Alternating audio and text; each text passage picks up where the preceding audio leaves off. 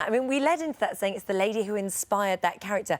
Officially, we don't actually know that. Well, it's a compilation of people, Yeah. and Jennifer did refer in her book to the fact that there were certain things that were based on me. So what are those? That's what I was going to ask. Well, I think it's more lifestyle. I mean, I did PR for Dawn and Jennifer, and in the old days, and for Lenny, and I was around with them for quite a while, and I kind of introduced them to the fashion industry, and I got Dawn and Jennifer to give an award at the first British Fashion Awards that I put on. Right. So that was their kind of introduction, particularly Jennifer, to a kind of a different world, and now I realise, years on, why she was watching it all so intently. Yeah, taking notes. Yeah, so I think, you know, she will always say it's a compilation, but there's so many coincidences, even I can't believe it. Not that I relate or connect with the character in the film, which I loved, as everybody's asking me. I did laugh, I did think it was funny. I thought it was not where I'm at. And if I think about women's empowerment, which is the work I've been doing for the last 20 years, I'm not too sure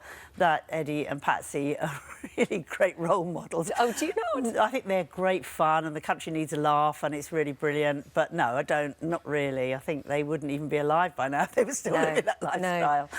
So the similarities between you and Eddy, the ones that you sort of saying, you know, if you look at it, these are the obvious ones. What would you say that was? Well, they always called me the PR guru, so there was a reference to that in the movie. And I was a Buddhist and still chant and have done for years, and they knew that. And Dawn and Jennifer would come to my house, stand in front of my Buddhist altar and go, French and Saunders, French and Saunders. It's all part of the joke. But wasn't that a bit of a bone of contention at one point? I mean, wasn't it? Did you get Buddhism? Well, the fact that you were reportedly at the time, and I know this is why I'd like you to shed some light on it. It was said that when they went and put that in the programme, that actually you thought it was a step too far. No, that not at all. I thought that was hysterical. I mean, really, I've always thought it was funny. What started getting up my nose, which was nothing to do with the show, was that every time I was working on some new project, and I've worked on some quite serious projects for women over the years, there would always be a picture of Eddy in the story. Right. So it was more like the media constantly connecting me. But I get, you know, if it goes on my grave, it goes on my grave.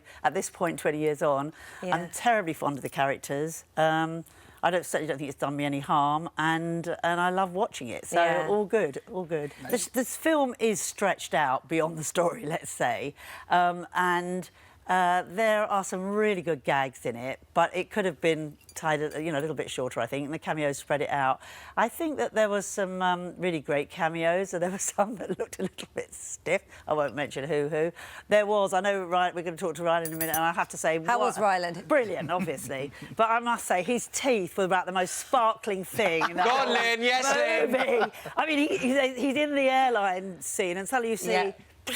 And there they are. They light up the bling. screen. So that was nice. But did you turn down an opportunity to be in the first series as a cameo role? Yeah, stupidly. Why? So why? I don't know. I was feeling very I was feeling a bit sensitive at that point. I guess, you know. I think.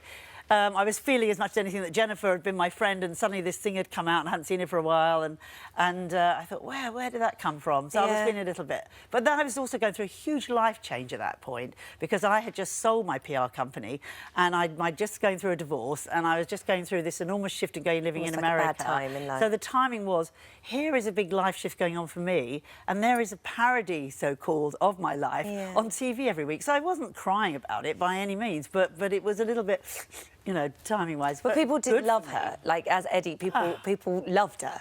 When I went to live in California, which I did for a few years, not running away from the series, but getting healthy and finding my next stage in life, I would have people coming up and thanking me. But I was actually, I have to say, talking of empowering women, I was at Carole King's concert in Hyde Park yesterday, who is 74, blew the stage, amazing. And I did have a glass of pink champagne in my hand, and I was thinking, let's just hope nobody's got Instagram right this moment, because I was definitely into that. I can see when I go into not deliberately going into the role, but it happens. Sitting there in the sunshine with a glass of champagne.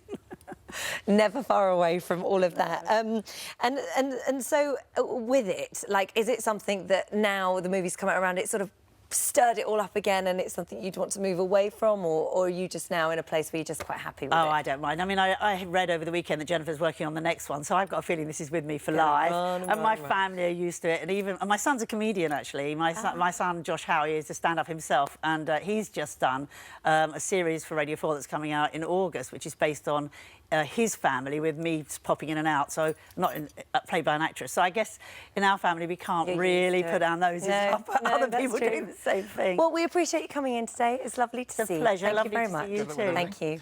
Hello, YouTube.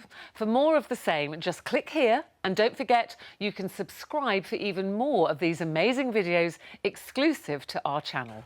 Models on the catwalk. They model different designers' clothes. Yeah. Nice. Strap this Hoping you might come give us your slim body on the catwalk this year. You think? Flattery You do will have get a you model every- stroll, don't you? I've seen you do it.